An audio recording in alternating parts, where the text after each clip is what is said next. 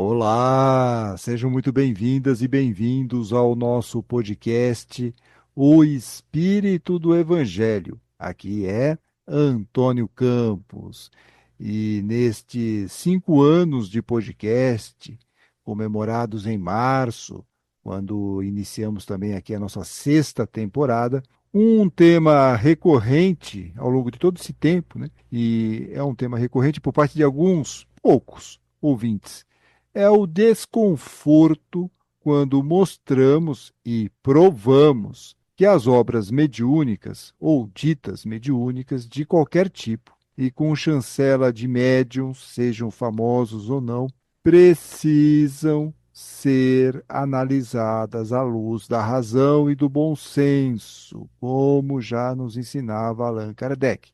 Mas não tem jeito.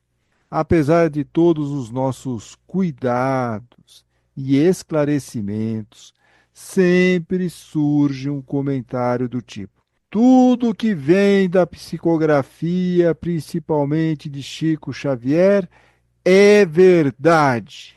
E normalmente essas frases surgem em maiúscula, como fez uma ouvinte na caixa de comentários do programa que teve o título O Relato do Livro Boa Nova. É real ou ficção? Ao deixar as frases em maiúscula, a ouvinte quis ganhar a discussão no grito. Mas isso não funciona por aqui. Por isso, e até pegando carona neste caso específico e também pelo nosso episódio anterior em que conversamos com Elias Moraes, lá do canal Fronteiras do Pensamento Espírita, sobre o livro Brasil, Coração do Mundo, Pátria do Evangelho, acho que vale propor ainda mais uma vez algumas reflexões. A primeira, por que tantos espíritas são tão crédulos? Isso. Por que eles acreditam em, assim, nas coisas mais bizarras? Né? A segunda reflexão que vou tentar abordar aqui no programa. Será que acreditar em obras psicografadas vai me tornar uma pessoa melhor? Mensagens mediúnicas são fundamentais para a nossa reforma interior? Ou só serei um verdadeiro espírita se acreditar cegamente nessas comunicações mediúnicas? São questões importantes. Eu acho, pelo menos. Espero que vocês também curtam. Acho que é importante termos essa conversa, né? E são questões que vão nos ajudar a parar um minuto e refletir. Exercitar aqui o discernimento e o espírito crítico. Eu sei, eu estou consciente que a carga de informação que um espírita recebe hoje, aí pelos canais oficiais, por médiuns estrelados e palestrantes famosos, tudo isso é praticamente um tsunami. É duro remar contra essa onda enorme que varre o movimento espírita. Por isso eu entendo a reação dos ouvintes e até mesmo de algumas pessoas do nosso convívio diário, quando explicamos que toda comunicação mediúnica tem que ser analisada. Não pode ser encarada como uma verdade absoluta. Mas, quando eu digo isso, cria-se aí no interlocutor uma barreira, que os psicólogos chamam de negação. É o momento da negação. Algo como: quem é esse sujeito para dizer isso? Imagina que absurdo que ele está falando. É claro que tudo aquilo lá é verdadeiro.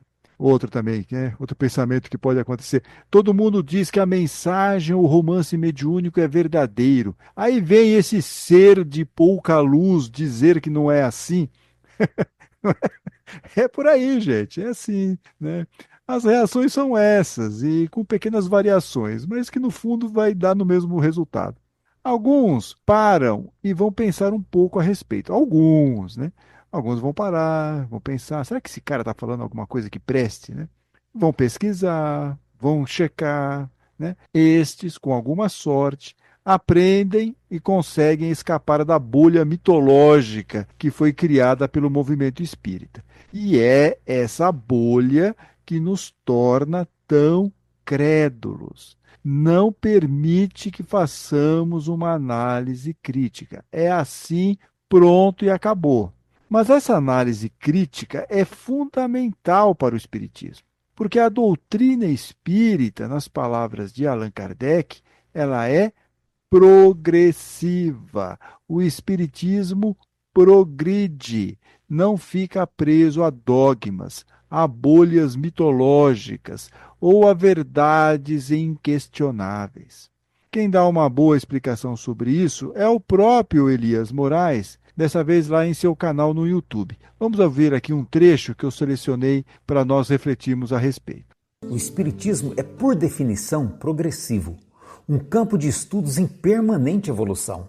O problema é que muitas pessoas leem livros mediúnicos como se fossem revelações espirituais. Acham que tudo aquilo é real e não é. É uma criação da mente do médium em coautoria com o espírito. E se tiver espírito, às vezes nem tem. A mediunidade não tem o poder de revelar a verdade como as pessoas imaginam. A mediunidade é apenas um meio muito limitado, através do qual os médiuns entreveem algo da nossa realidade espiritual. Eles relatam o que sentem ou entendem, mas nem sempre dá para distinguir o que é da mente deles e o que é de um possível espírito. Por isso, Kardec analisava tudo e aproveitava o que fazia sentido.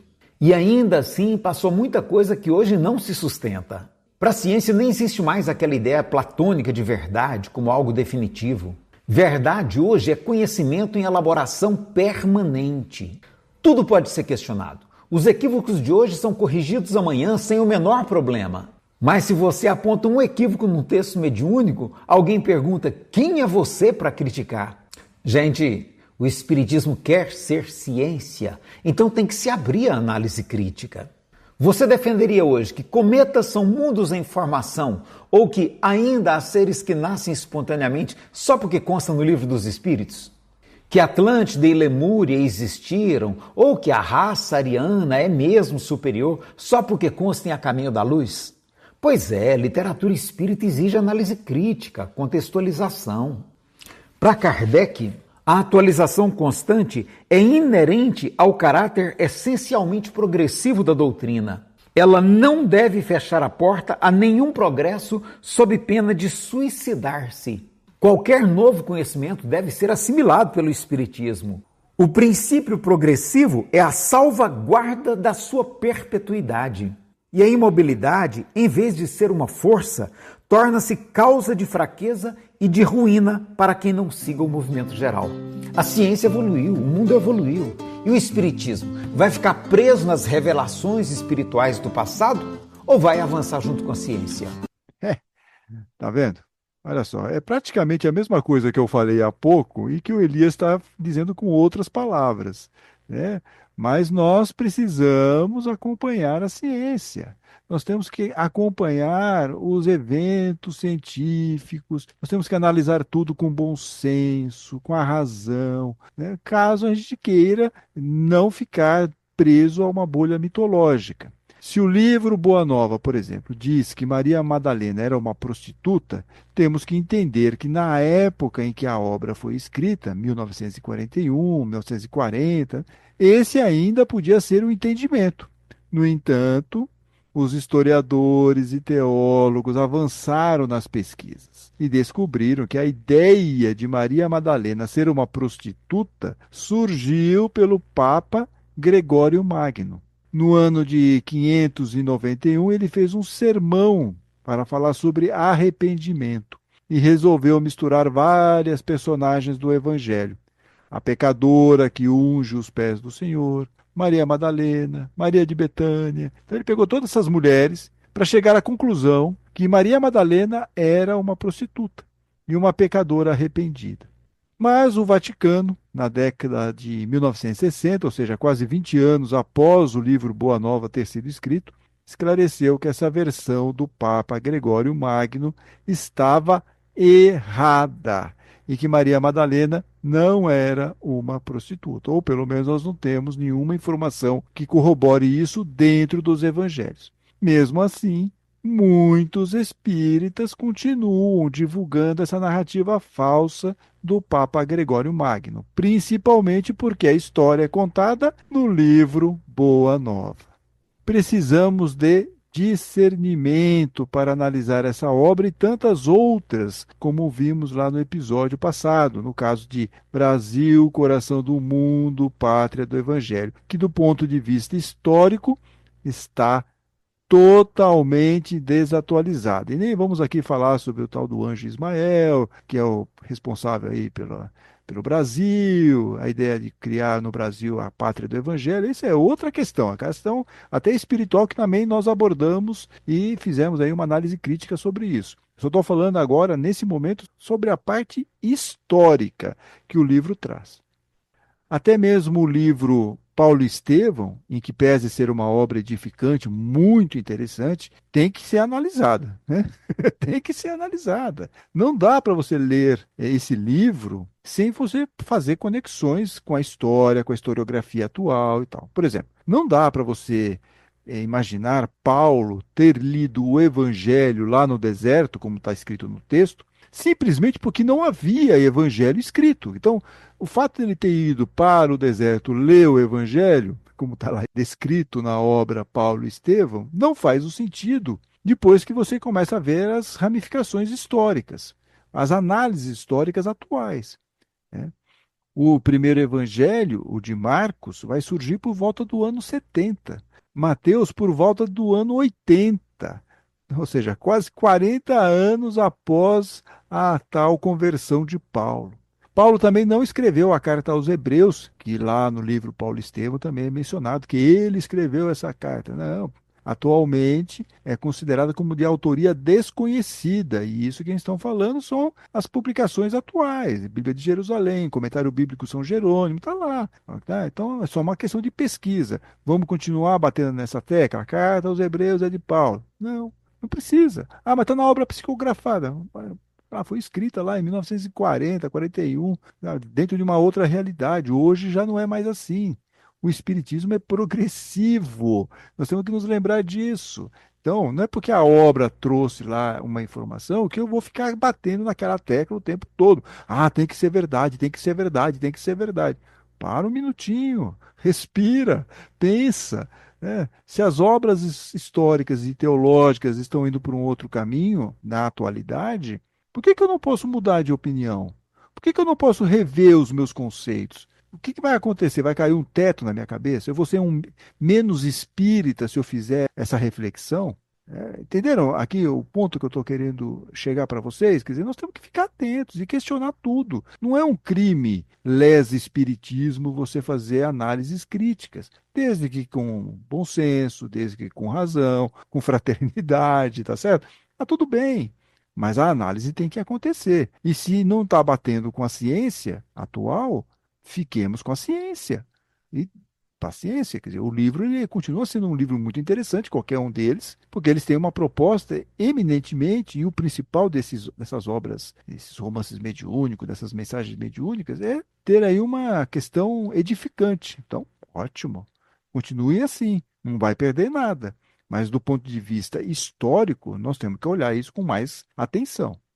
Diante disso, né, a lista de livros mediúnicos e que precisam ser lidos com cuidado é longa e apenas mostra que precisamos ver esses conteúdos com muita cautela, discernimento e encará-los apenas como obras edificantes. E esse apenas aqui já é ótimo, não é que eu estou desmerecendo, já é ótimo. É ótimo que eles tenham esse propósito de serem uma obra edificante, está tudo bem.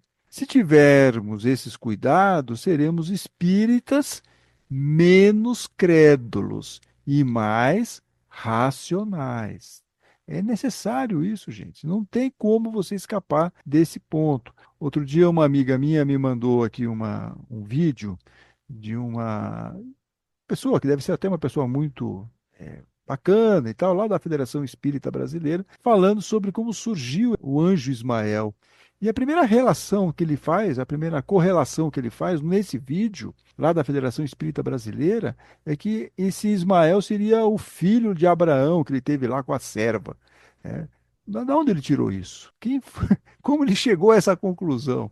Quer dizer, eu, pelo fato de ser Antônio, logo eu tenho alguma ligação com Santo Antônio. Entenderam o ponto? Da onde surgem essas coisas? E aí nós ficamos nessa loucura, nesse desvario.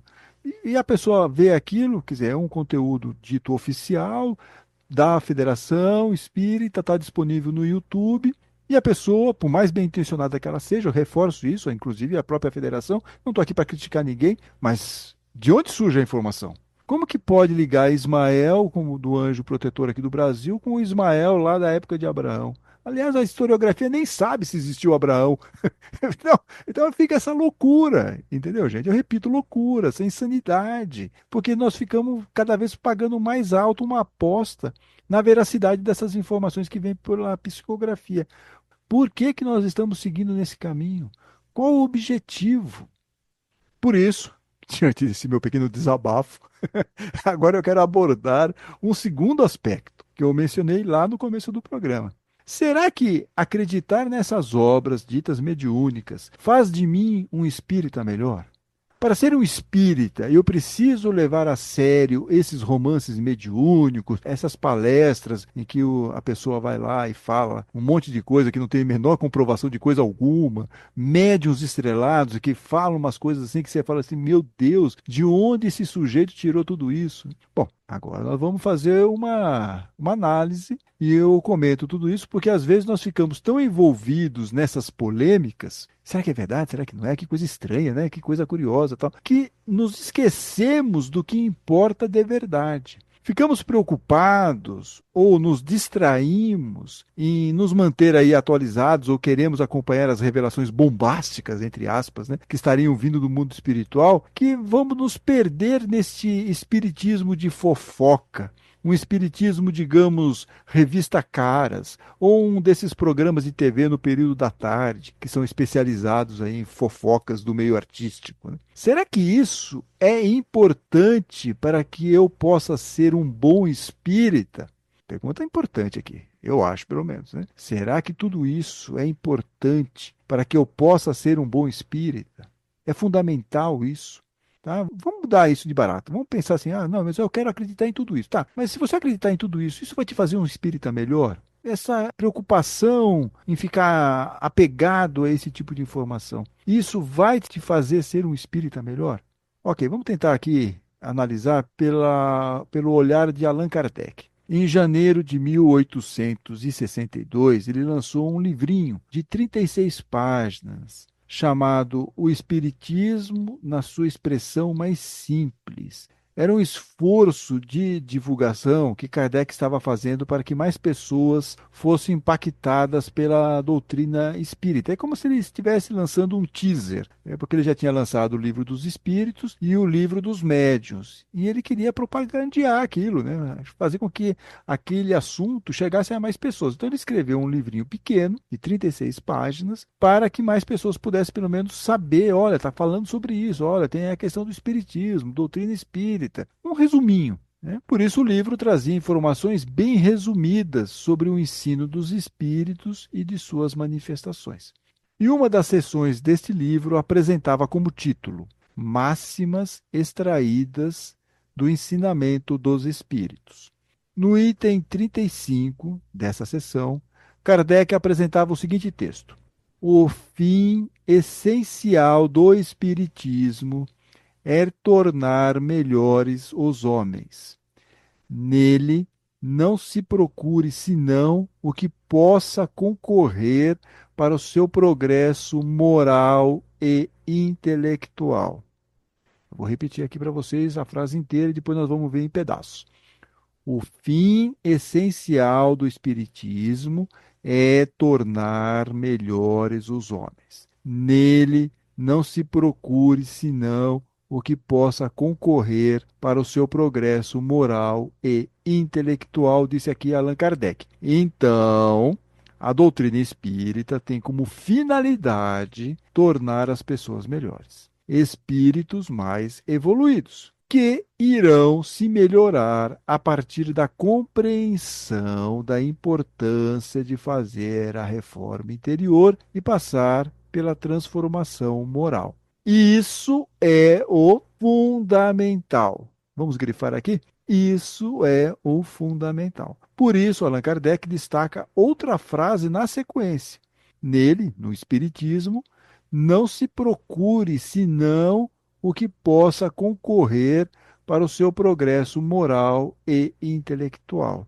Portanto, não procure no Espiritismo, por exemplo, fofocas do mundo espiritual. Kardec até estava mencionando mais esse aspecto, porque na época dele havia muitas manifestações físicas, vamos chamar assim, do mundo espiritual. Então, você tinha lá as mesas girantes, você tinha as materializações, você tinha outras questões assim, mas nós não temos mais isso. Porém, nós ficamos muito atrelados a essas fofocas do mundo espiritual, essas psicografias que trazem revelações bombásticas, ou palestrantes espíritas que trazem teses mirabolantes e tal, né? Então, é esse tipo de situação que nós temos que ficar atentos, sabe? Não perder tempo com esse tipo de informação, e informação entre aspas, simplesmente porque esse tipo de informação não vai te ajudar em nada no seu progresso moral e intelectual. Ao contrário, essas informações podem, na maioria das vezes, te distrair do que é o assunto principal. O que é o foco? Qual é o nosso foco como espírita? É isso ou é a questão de você passar pela sua transformação moral? É aqui que está o foco nosso, que não podemos nos distrair com outras coisas. Tanto isso faz sentido que Kardec, na sequência, traz lá no item 36 deste livro, o Espiritismo, na sua expressão mais simples, o seguinte texto: o verdadeiro espírita não é o que crê nas manifestações, mas aquele que aproveita do ensino dado pelos espíritos. De nada adianta acreditar se a crença não o levar a dar um passo à frente no caminho do progresso e não o tornar melhor para com o seu próximo. Frase fantástica de Allan Kardec. O verdadeiro espírita não é o que crê nas manifestações mediúnicas, sejam elas quais forem. Pode ser uma psicografia, pode ser uma materialização, pode ser uma mesa girante, não importa. Não é isso que tem aí que nós devemos ficar atentos, não é o nosso foco. O verdadeiro espírita não é o crédulo de carteirinha, não é aquele que diz: ah, a mensagem veio pela psicografia de um médium famoso e por um espírito muito elevado, logo vou acreditar em tudo que está escrito. Kardec não diz isso. Ele diz que o verdadeiro espírita não é o que crê nas manifestações,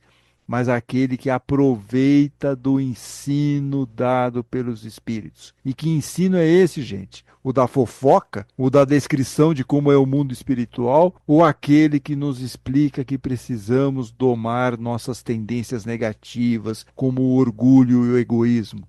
É? É isso que nós temos que ficar atentos, né? Daí vem a sequência da resposta de Kardec. De nada adianta acreditar se a crença não o levar a dar um passo à frente no caminho do progresso e não o tornar melhor para com o seu próximo. Não adianta, gente, acreditar em romances mediúnicos, em um outro lado da história que só nós espíritas possuímos graças à mediunidade e às obras psicografadas. Sabe por quê? Porque isso é o lado mais luminoso, mais estridente, mas é o menos importante. A crença tem que nos levar a dar um passo à frente no caminho do progresso espiritual, como diz aqui Allan Kardec. Ficar emocionado com os relatos ditos históricos dos romances mediúnicos e ainda ficar preso na pseudo-veracidade daquelas narrativas não vai nos fazer evoluir e muito menos nos tornar melhores para com o nosso próximo, como finaliza Kardec. Espero que vocês estejam aqui compreendendo o meu ponto de vista, a minha questão que eu estou colocando aqui para vocês, né? Porque nós ficamos distraídos com essas revelações ditas mediúnicas, historinhas com E, sem qualquer comprovação, contadas aí por eminentes palestrantes espíritas, ou mesmo médiuns famosos, e nos esquecemos do que é ser espírita de verdade. Por que somos espíritas? Por que você que está me ouvindo é espírita, né? Para que nós somos espíritas? É para ficar consumindo esse monte de trololó aqui ou para fazer a nossa reforma interior, para sermos espíritos melhores, espíritos mais evoluídos? Esse é o nosso foco, eu repito aqui, esse tem que ser o nosso foco. E reforçando essa ideia, hein? Não acabei aqui ainda não, tem mais um pouquinho aqui para vocês refletirem mais um pouquinho aqui, mais um pedacinho. Kardec nos explica o que é ser espírita de verdade. Esse vocês devem conhecer. Outro texto que eu acabei de mencionar, talvez vocês não conheçam, né? Eu vou até deixar o link, tanto aí para a íntegra do vídeo do Elias Moraes, como também para esse livro que Kardec escreveu para divulgar a doutrina espírita, né? Um livro muito sucinto. Vale a pena a gente conhecer outras questões que Kardec nos apresenta, né? Às vezes sempre tem lá uma informação a mais. Mas essa daqui que eu estou falando, o que é ser espírita de verdade, está no Evangelho segundo o Espiritismo. Todos vocês já devem ter esbarrado nessa informação. Mas é importante nós voltarmos a ela.